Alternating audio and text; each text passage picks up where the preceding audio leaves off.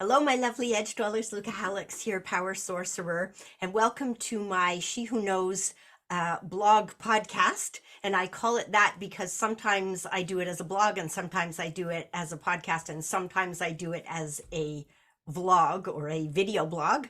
So today we're sort of doing a video blog, and this will be as you are listening to it, it's going to, in all likelihood, be on my website, which is called powersorcerer.com. And it's spelled Sourcerer, because I help you to find the source of your power. And what this is a series of chats, you could call them chats, I think, that are based loosely around the theme of what's on our learning edge. And I see us as human beings who are constantly expanding who we are and how we are in the world and what we know about ourselves. And the example that I like to use is of a fractal. And I'm going to talk about that in just a moment, because it will help us to understand what it is that we're getting into today. But before I get there, I'd like to introduce my guest today, Deanne. And Deanne, if you could give us your full name and particulars, even before we do that, I'd just like to say that Deanne is part of my extended network of I call my edge dwelling community. And I call it edge dwelling because I believe that we're all living at the edge of what we know about ourselves and what we know about our worlds. And so on the old maps, it used to say beyond this point there be dragons, because that was the part that hadn't been mapped and explored yet.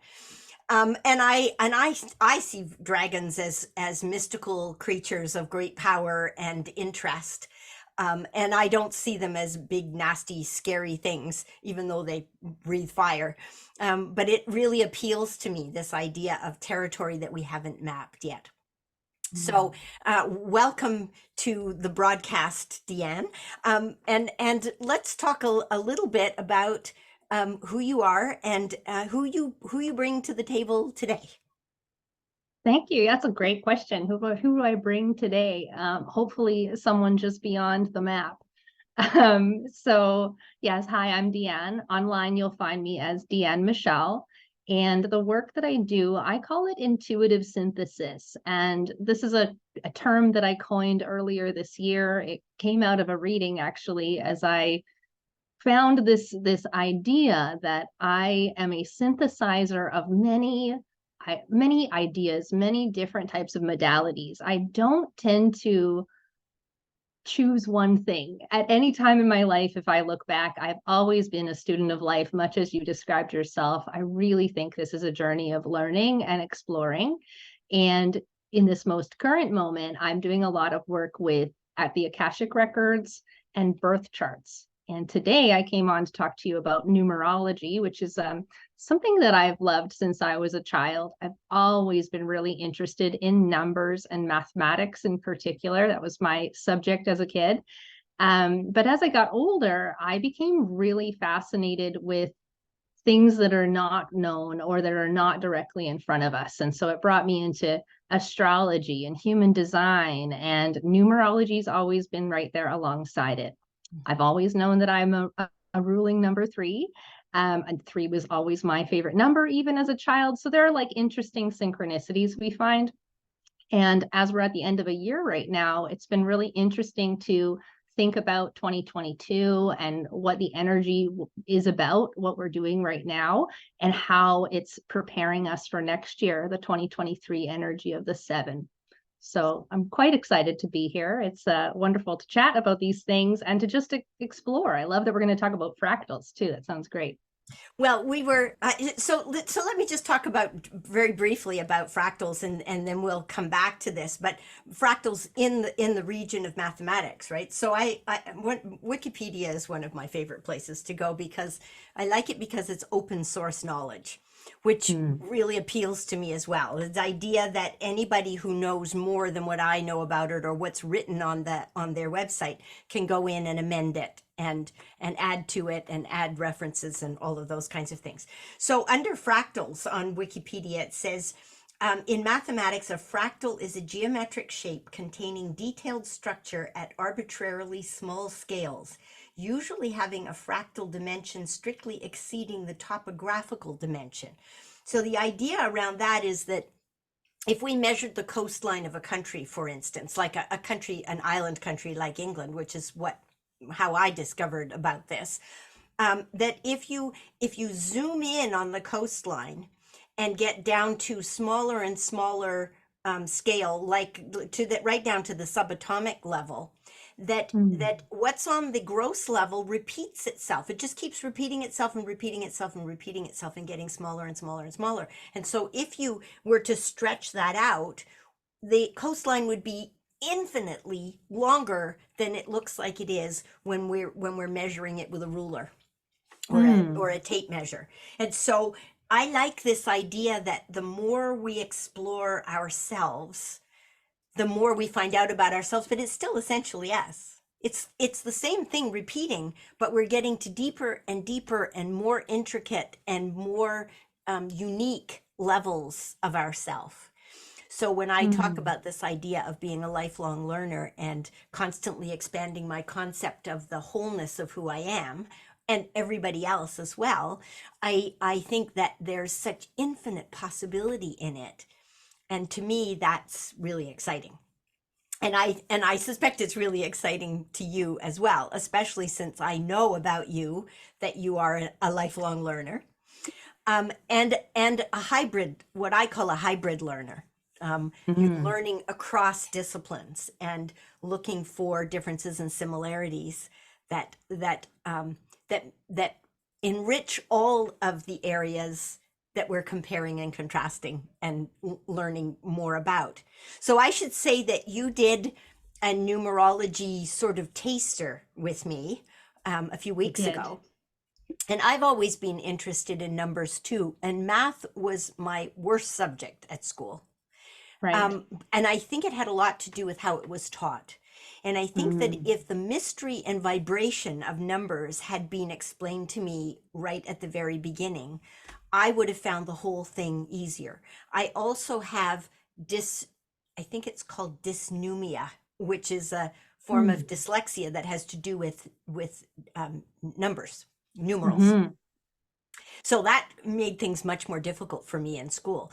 But I remember reading a book probably about 30 years ago now that was about sacred geometry and numbers. And the numbers were explained to me as concepts, not just numbers that you add up or subtract or multiply or divide, but numbers as concepts and therefore as vibrations. So when you talked about the vibration of a 7-year in 2023, that is really intriguing to me because I work in the realm of information and vibration, energy. So I'm really curious to see where we have overlap and what we can find out about today. So you said that you're a 3 number. So how does somebody know, and how did you originally find out that you were a quote unquote 3? Well, originally I didn't know I was a 3. I just always thought that 3 was the best number. It was sort of a feeling of a child. Yeah. You know, what's your favorite number? What would you What's pick? your 0 favorite to color? 10. Yeah. Yeah. What's your favorite color? And I had this like knee-jerk reaction to the number 3. I always really liked it. And to find your ruling number, you basically just reduce your full birthday down to a single digit, or actually a digit from 2 to 11. Yeah. So if my birthday is December 27, 1980, then I add up a 1, a 2, a 2, a 7, a 1, a 9, an 8, a 0. Yeah. And what I end up with is 30. Yeah. 30 is above 11. So I'm going to reduce that 30 to 3 plus 0, which is 3. Yeah. And so that's how I arrived there. So your ruling number is essentially just your birthday reduced down to a single digit under 11. And so that's kind of interesting that we go up to 11. I think this is one of those things in numerology that can be argued. Some people will say, oh no, it's 1 to 9. And some will say, no, it's 2 to 11. So I work within the 2 to 11, and that's because I take a much more spiritual mind frame around the numbers. And I believe that the path of numbers keeps growing to 11, and that 11 holds within it the capacity of 2, but also a highly intuitive and spiritual scope. So when I'm looking at ruling number, I'm going beyond 9 so that we can get into a little bit more of this spiritual understanding of the 1 and the 2 as they've evolved. So this hopefully that helps speaks a to bit. the lens through which we look at anything, because I've heard astrology explained in a similar way, that there's Eastern astrology, or Chinese astrology, there's Indian or Vedic astrology, there's Western Yes, astrology, and so we look at it in different ways, and then there's two, as I've heard it explained, two different sets of ruling planets, and there's all kinds of things. So really, it depends on what we're looking to get out of it, what I think so. mindset we bring to it, that has a lot to do with what we're going to take away from it. So Totally. it's And I just like in newspapers, you see, might be numerology, it might be astrology, but it's like grossly simplified, which is really not that useful other than for entertainment purposes. exactly, like horoscopes in the paper, very Yeah, similar thing. yeah, yeah, Yes, yeah, yeah, exactly. yeah.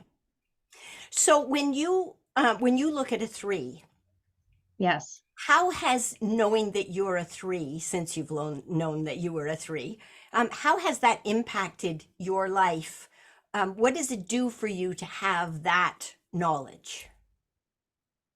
That's a great question. I would say that I really started to integrate the knowledge much more once I started to learn on purpose about it. I had a numerology reading a few years ago, and there were things that stood out to me from it about learning these ideas. Mm. Um, and one of the things I remember them telling me back then was, you're an amazing manifester and you have so much abundance as a 3 and you're a creator. And the challenge I was having with that was that I didn't feel that way. It didn't sound quite right. And as I sat with it over, like I went back and listened to it again, and I remember thinking, oh, that's interesting. I can see how I do that for other people, but I don't do that for me. Yeah. And then I started to see that there's sort of this difference, that I sort of lay my life in 2 fields. One is me and how I take care of myself, and the other is how I show up in the world for other people. And so that was actually quite startling for me. It gave me insight.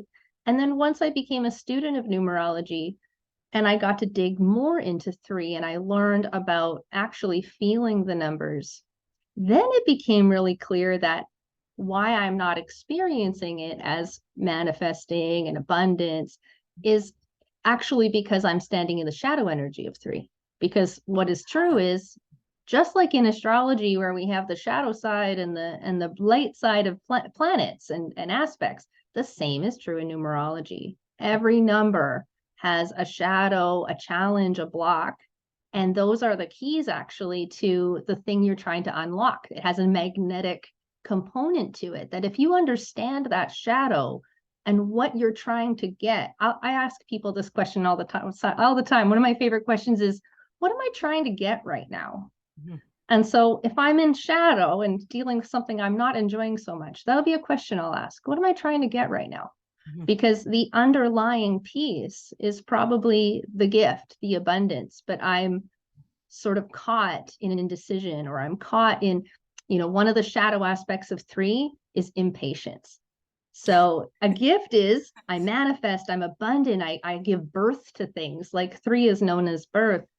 But in the shadow, I'm standing here going, I'm doing all these things and nothing is happening. And then the impatience creeps in, and I might feel like I need to change direction. So that's a really good moment for me to understand, am I kind of getting ahead? Am I kind of trying to force things when I could be a little more patient and let them show themselves to me?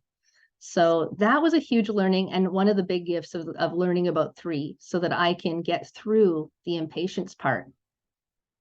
So one of the things that we talked about, because I got off track and dragged you with me, is that I also, when I was learning about numbers at the beginning, and I don't know anywhere near as much about it as you do, but as I was learning about it, I also took my name, my birth name, Yes. and gave a number to each letter of the alphabet and added and reduced and came up with another number that Yes. was not the same as my birth number. Now, some people, when they add up their birth name, it's the same as their birth number from their birth date.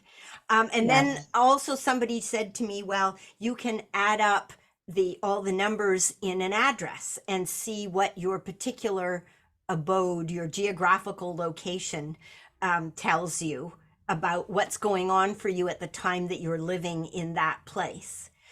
And Mm. you can also add up all the numbers of your life partner or your child or whatever and see how that. So then we get into, this is like fractal stuff, right? Then we get into the Totally. infinite number of possibilities when you start combining this information. So my question to you is, did you go in and also look at the number that was associated with your name? Is that part of what you've been studying about and learning about?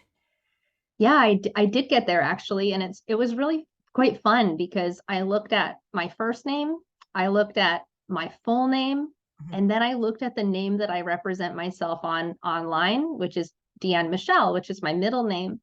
And I made that decision about being Deanne Michelle somewhere around 10 years ago. And it was a business-based decision because I was in human resources and I was becoming a teacher. And I didn't want, employees or parents, or I wanted my own personal life. And that's challenging to do in those Yeah. roles. Yeah. And so I decided I'm going to be Deanne Michelle. Very few people will find me. This will be how I do it, and it's worked well. And then when I did the numerology, it made so much sense to me actually, because my first name, Deanne, is a 7, and 7 is a teacher. And this is what 2023 is. I will talk more about 2023, Mhm. but the 7 came forward, and anyone who's ever known me will always say Deanne's a teacher. I've been a teacher since I was a small child. So it's a great number for that. And then my first and last name was very interesting because it breaks down into my parents' numbers. My dad is in there as a 9 and my mom's in there as a 6. Yeah. And I thought, oh, look at that. There's some karma with my family. Mm. But then when I went to Deanne Michelle, I can't remember what the number, I think it's of 10 or something. I can't remember in this moment. But when I put it together, I went, oh, that's interesting because it's softer, energetically softer Mhm. than my legal name, Mm. but it's also more representative of the spiritual underpinning of what it is that I'm trying to bring. Mhm. And so I went, oh, that's so interesting. Some of these things happen by accident. Sometimes I know Quote many unquote people like accident, you. right? Yeah. Yeah, Yeah. right? Like serendipitously ahead of its time. I didn't know that energy. And then as I was picking my business name, there it came in again. Okay, well, do I change it? Do I go to my first and last? And Yeah. I thought, you know what? I've been Deanne Michelle online for a decade. Mhm. That's how I have a following at all right now, though it's beginning. And I feel like this name, the softness of it, it's approachable. I just thought, you know what, I'm gonna leave it. And so when I did numerology, I went, oh, that's a really great um validation that that's a good number for me because it's a number I don't have in my chart already. So I guess that's really the reason I hear people would change their name or add letters or change letters, is because it diversifies your grid. When we do your birth grid, we Yeah. lay out your birthday in a chart of numbers and Mhm. we look for the holes or the gaps. Yeah. And so I think it's a really great way That's if where you you, can change something, right? Because you can't change your birth yes, date. It's your birth date. That's that's going to right. be that's going to be fixed. But what you do Exactly. within that, what is within your control to change is your name, is your location, is your name of your business, is yeah. Yeah. Exactly. And so we can actually add numbers to our chart essentially Yeah. by balancing it out in this way. Yeah. Yeah. So in astrology, you have a birth chart. And then Yes. you also, and I mention this because I think it's probably fairly familiar to most people. And then you have what they call transits, right? Which gives Yeah. you, it's like a spotlight on what's going on for you now in the present time, just a little before, just a little after, but within that window. Is there something like that? Because you mentioned we're coming into a 7 year coming up. Yeah. And so this might be something that people would say, well, I had my birth numerology done, my life numerology. Now I might want to come back to somebody like you and say, I want some more insight into what's potentially what the circumstances are, what the opportunities are for me coming into a new year, and what I might be letting go of from the previous year. Totally. So I'm curious Yes. about that, and with it, this idea that so I'm a six. Am I taking my six, and what happens with a six going forward into a 7 year, um, as opposed to a three going forward into a 7 year? Totally. It's a great question. So I do believe that there is value in revisiting our numerology and our charts, especially around a birthday. Yeah. So in astrology, you're exactly right. It's all about the transits and how where the planets are going to be. And we look at all of that information. Yeah. In numerology, we look at your birthday in this current year energy. Yeah. So for example, if I'm December 27th, then we're going to look at December 27th, 2022, and break that into a number, into Yeah. one digit. Yeah. And so what's really interesting is you're right. This year's been so 2022 is a 6 year. Mhm. And in this year, we've been working a lot with harmony, harmonizing, whether that's the polarity, the masculine, feminine. There are many places where, and then I've been talking a lot about karma and a Mhm. lot about personal patterns and things we still do. And so for this year, you could look at your birthday and add the 2022 at the end instead of your year, or replace it. And so I believe for me, it's a 9, which is quite funny because with my birthday being right at the end of the year, that doesn't click in until my birthday. So this is sort of a funny one. If your birthday's in June, then half the year you have one number with you, and half the year you're into the next number. Yeah. So that's important to look at. I think of the year energy, the 6, as almost like when we're thinking about fractals, it's like thinking about it as the collective consciousness. Mhm. Every single one of us is in the 6 energy of karma, harmonizing, dealing with polarity, and looking at how we've done things. That's really been a big question this year. And so um, when we take that number of 6 and we sort of intersect it with our 3, if I'm a 3, Mhm. then the ruling number is like the themes that are always with you your whole life. They're the things you're coming up against over and over again. So for Mhm. me, like I said, impatience, lots of creative ideas, lots of birthing things into reality. But then intersecting that with a 6 year of, oh, hey, I'm going to be interrupted a lot by things being out of harmony that want to be in harmony. And so kind of acknowledging that I'm still on my path of 3, Mhm. but that in this year, in this time, I'm going to be facing the same kinds of challenges that the people around me are, but probably in relation to things that I'm trying to achieve, like manifesting let's say wealth. And then how does that line up in a year that is bound to be interrupted with opportunities to harmonize? Yeah.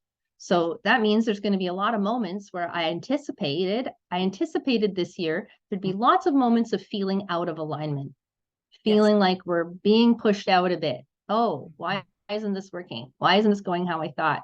But I really tried to look at each of those opportunities this year as, what is it showing me? What does this remind me of? Because I know that 6 is part of the past, part of almost like I've been saying to people recently, making up with the past and getting into harmony about the past so that I can now, the past can't be wrong because it happened, and this is an idea we carry around with us, that like, that should have never happened. That was wrong. I don't want that to happen again. And so it's funny when you think about this fractal idea that as you were describing that, going in deeper and deeper, that sounds to me like patterns and repeating old patterns. And it sounds to me like the experience of recognizing, here I am again, but no, I'm not, because I'm also here now. I'm this person now. So I'm not just there again. I have all these resources and tools. And so even though that 6 year had sounded pretty ugly at the front, hearing we're going to get karma year, this is not good news. Yeah. But what I understood was, I'm going to have lots of resources behind me. I've learned everything I've brought in up to now, and we're being set up for the next piece, for the next steps. Yeah.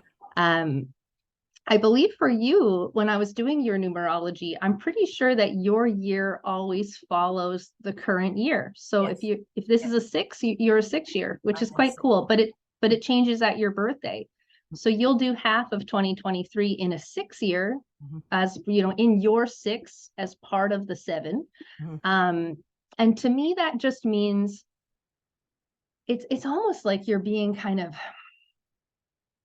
like, I'm trying to feel into that energetically. It has a really nice flow to it when you're a part of the energy of the year. This year already. I was a 6, birth 6, yes, right? I'm a birth 6 in a 6 year. That is a 6 year for me and a 6 year for the planet. Exactly. You're carrying all that 6. It's a lot of 6. That's a lot of harmonizing you must have been doing for us on our behalf and for yourself. And for myself, yeah. And so as the next year begins, you're still in your 6 until we get to your June birthday. So that'll be interesting, because in a way you get to sort of clean up crew the end of this year, you're sort of bringing that into the beginning of next year. You're still going to be working through what's left of that, but with this surge of incoming, I believe there's going to be a lot of pull energy next year, which is interesting. I believe in a 7, we should be anticipating that. When you asked me, like, what's on the bleeding edge of what I'm learning, to me, it's that we're all impacted by the collective. I think that this is very important. That's why it's important to know it's a 7 year, because we're all going to be facing those themes. And then that as we sort of uncover it, we understand that we already have everything we need to go there. And the 7 is all about hearing your own voice. It's a deep trust. It's a deep connection to yourself, and to understanding that that we're being nudged. We're getting messages. We have a feeling. We hear something that rings true to us. I wanted to say at the beginning that resonance is so much of what I sit with when I ask myself, does this make sense to me? It's a resonance question. And that's what 7 is all about. It's all about being here in a way. It is. Because but we'll have to be willing to hear our own voice, to listen to that, and to take leaps of faith. And my own voice is going to be very different than somebody else's voice, because I'm a different person with a different set of experiences at a different time in my life. With a different perspective. Absolutely. Absolutely. And everything we've learned up to now, we're in a 7, which means 6 years ago we were in a 1. So we were starting a cycle. If we went all the way there, I believe that's 2017. 2017 was the 1 year. And I think that's fascinating, because if you think about what we were doing in 2017, there were major shifts happening energetically, and especially amongst women around the Me Too movement. And I remember hearing a lot in 2017, fall of the guru, and being aware of guru mentalities. And now here we are moving into 2023, and the main message is hear your own voice. Listen to your yourself. Own inner guru, in a way. That's right. That's right. But we had to get out of that other stuff first. We had to go through. We had to process it, right? Because otherwise we weren't ready. We weren't ready. So isn't that interesting that now these 6 years have been preparing us for what's coming next year and beyond, of course. It's I I'm just so fascinated by the number of lenses we can bring to this. It's Um, true. because even just within numbers, there's so many different ways to look at the numbers. And I'm curious about what happens in a culture like the Chinese culture where they have a different calendar from us. So do their birth Right. dates work out as different numbers than if they were to look at their birth date on a Gregorian calendar? And what does That's a that great do question. to the interpretation of the numbers? And do they then need an Eastern interpretation to the numbers because it's an Eastern calendar that came out of an Eastern culture? And I say Eastern on a globe that is round. So Round. what's Yeah. Eastern, right? Yeah, we're Eastern to them. Yeah. That's a great thought and a great question. And it's interesting because I've had people ask me about this before, because Mm-hmm. obviously I've talked to them at length about their astrology or their human design.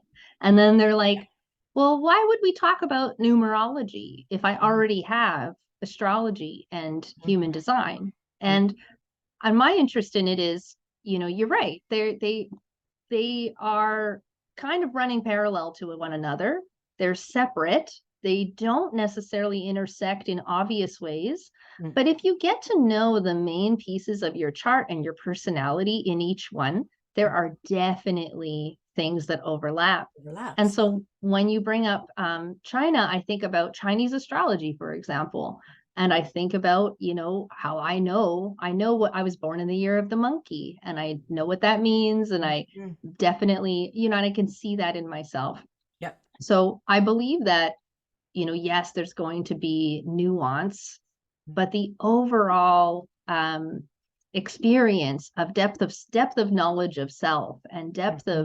of allowing ourselves to feel into these things, I think that is more the glue, like the reason, as opposed to which is right. Mm-hmm. Like I think that's why I work with the idea of synthesis, because to me it's very much about allowing things to have lots of possibility, lots of um I don't know, it's a wide net. I don't think that we need to bring it down so simply to this one's right and that one's wrong. And when people are speaking very absolute like that, you might find that I kind of don't. I tend to Well, speak yeah. in a very open, anything's possible, because I like this for myself. That's part of my explorer spirit, is Yes. anything, I Yes. need Yeah. there to be a lot of potentials. So I don't get too caught up in It's the sort of right a wrong of it. vantage point, right? I think that Yes, from each vantage point we can learn something else. Just because absolutely. it gives us a different way to look at something, a different system within which to understand it.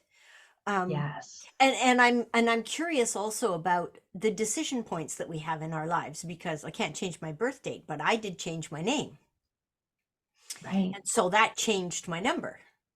And um, so, what does that do to us when we change a number? And how does my decision to change my name, because that must be influencing me on a level of resonance, of vibration.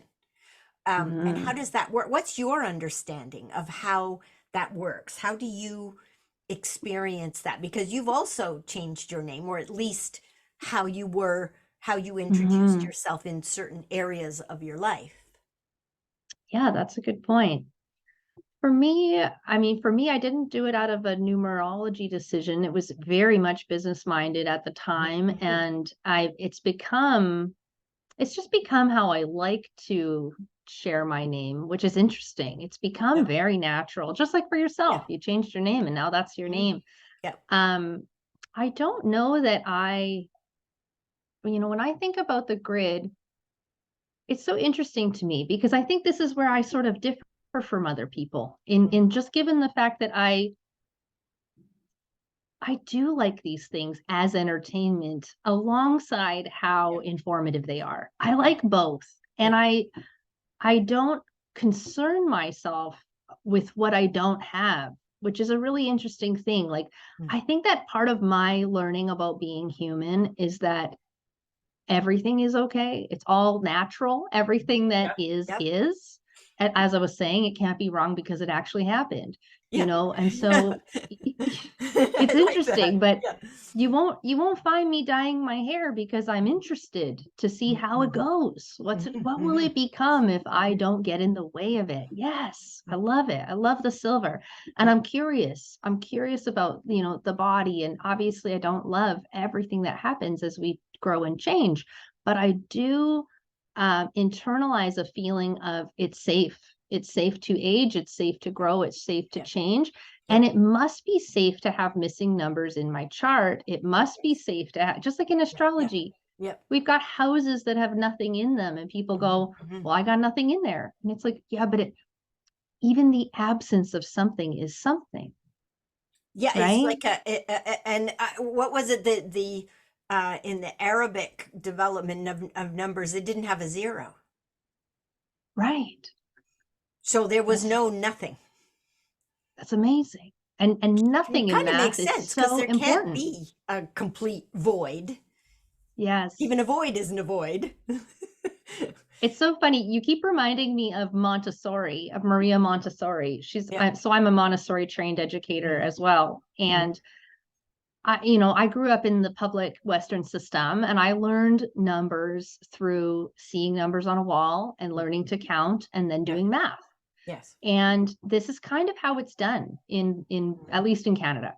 Mhm. And when I learned Montessori, it was very interesting, but she had the concept of teaching concept first and Mhm. giving context Mhm. before giving symbol, because the number one is Mhm. a symbol, Yes. but the meaning of one is concept. It's Mhm. got tangible information behind it.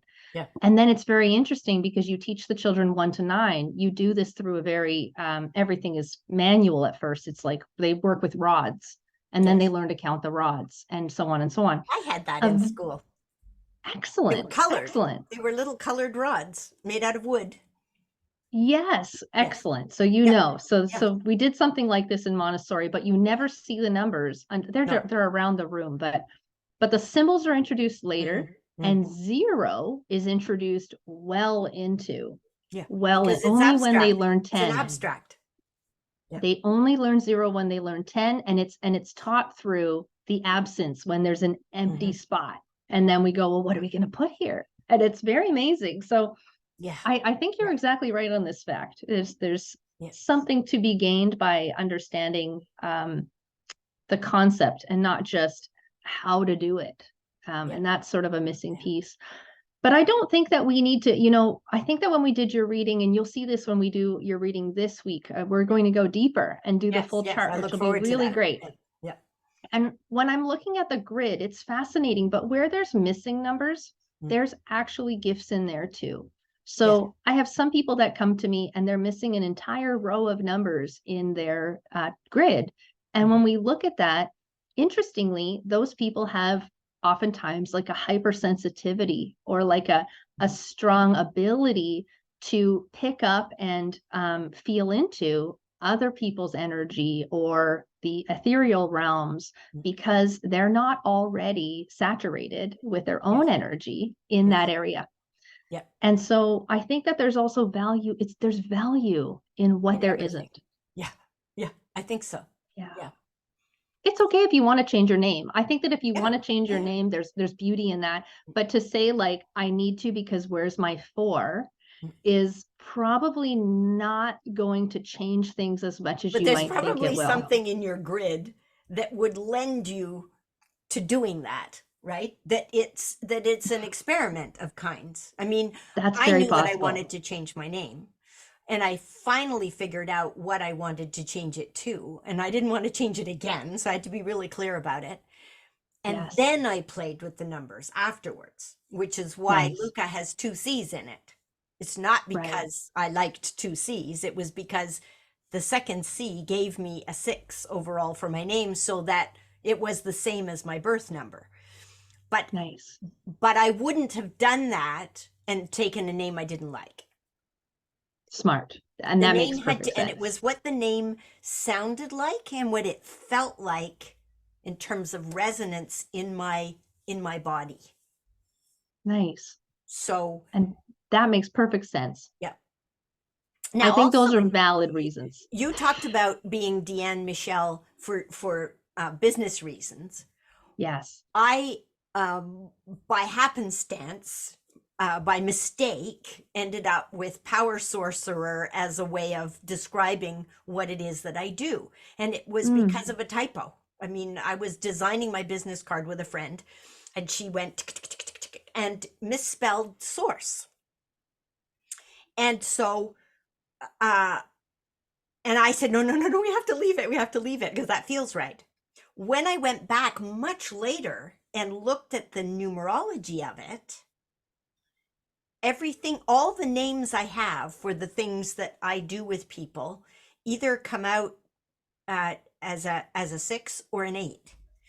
And the 8, Oh, my understanding of 8, and you can help me clarify this, yeah. is that it has to do with power.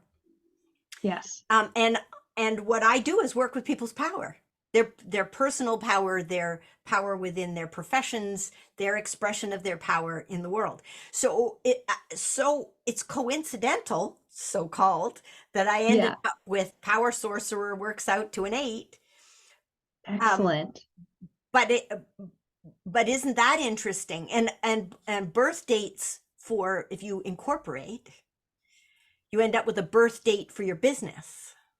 Yes. And maybe it's not when you incorporate, maybe it's when you come up with the idea, but there's a date associated with it. Yes.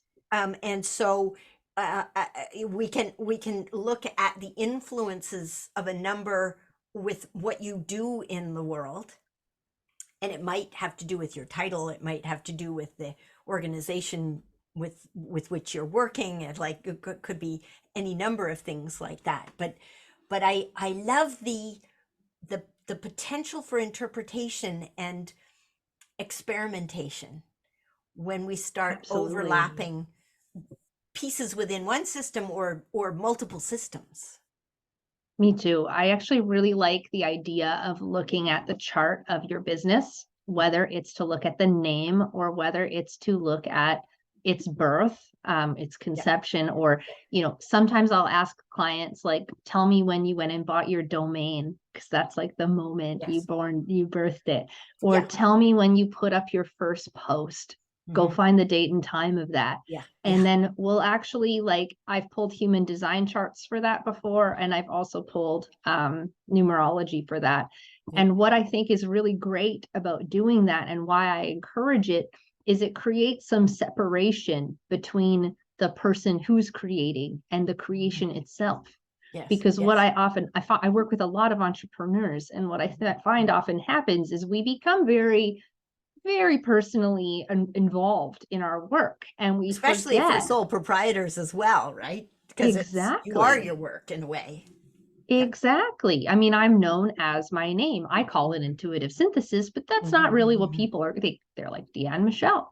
Yeah, So yeah. I do think it's really good though to energetically look at how the business holds its own energy that Mhm, is different from the energy of me, mhm. because that will tell me something Yeah. about what I'm creating over there and how that's going. I love that you see 8 as a number of power. I totally agree. It's a very powerful number. Mm. It has the built-in, like, even the symbol of 8 is the The infinity infinity. symbol. Yeah, yeah. So you Yes. can kind of, even just thinking about the infinity symbol, it's a constant state of motion. It Mm, is perpetual motion. mm, But the other thing that stands out about 8 is devotion. Whenever I think of the number of 8, I think of devotion. I think of being a disciple, like mhm, learning deeply. And because so much of 8 has to do with mastery of craft and mhm, people stepping into mastery and allowing themselves to go there. mm. And it's kind of neat you bring up 8 because January is an 8. It's the 7 of 2023 Yeah, plus the 1 of January. So it's an 8.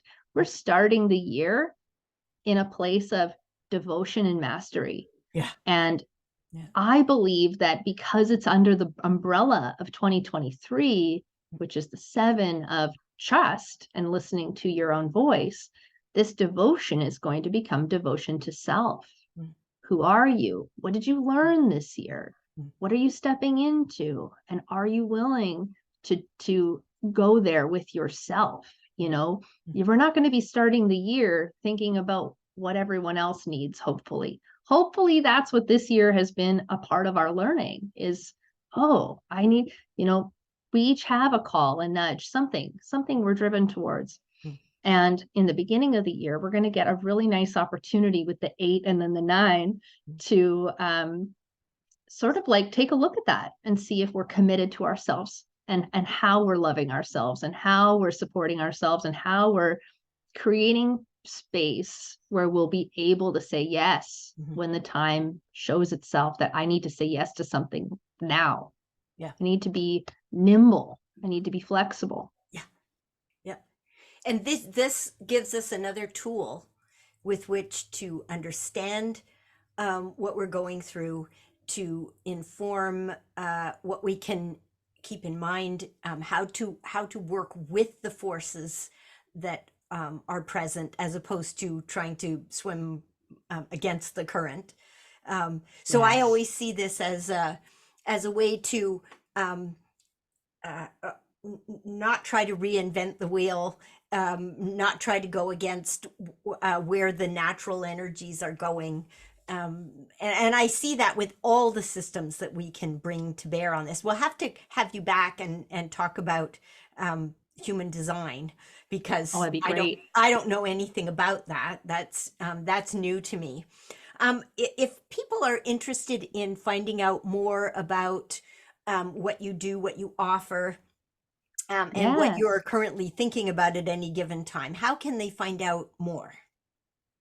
I'd say right now the best place to follow me is on YouTube or on Facebook. I have a business page. It's called Intuitive Synthesis with Deanne Michelle. So you can definitely find me there. You could also go to my website at deannemichelle.com, and there's ways to connect with me there, or jump in for a complimentary discovery call. See if you want to do some intuitive synthesis. You let people explore.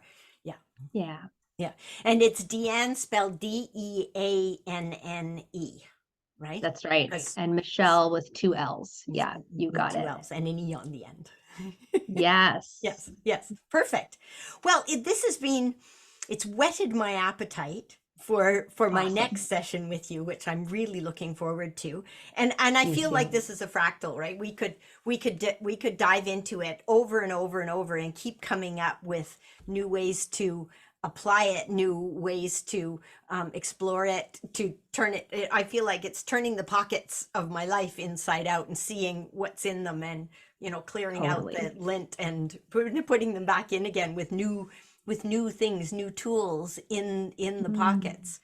So I really appreciate you coming and sharing with us today what is on your learning edge. Thank you, Lucca. You referred to it earlier as your maybe I called it the bleeding edge. Your bleeding edge, yes. And I thought, well, sometimes it feels like that. I thought that was just so that's a total tech term. It's a very tech forward term, bleeding edge. Yes.